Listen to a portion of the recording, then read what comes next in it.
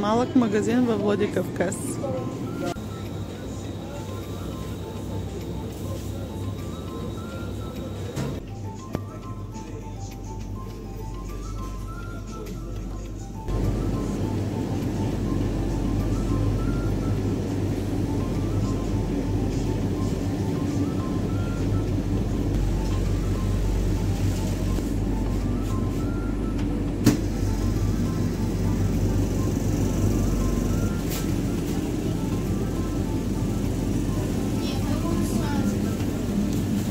Рафаело бомбони и Милка шоколади.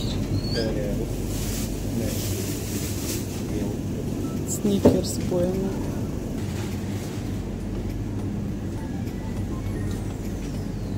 Това е малък квартален магазин. Да, малък квартален магазин. Минахме да си купим нещо руско за вечеря. Сладоледи. Аз искам с малина. Какво искаш? Коровка с малина, пломбир. Лаком, какво е това? Взимай лаком. Какво хапваш? Руски сладолед. О, С малинки. с малинки. Малинова. Купихме от магазина вода. Безалкохолно с лимонче. 3 бирички Бавария. Владикавказ произведени. 1 хляб с семена. Десертче. Такова. 2 кремчета. 2 сладоледа. Изядени вече.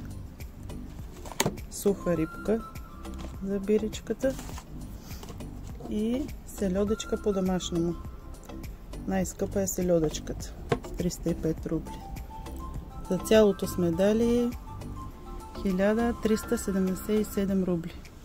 Около 28 лева.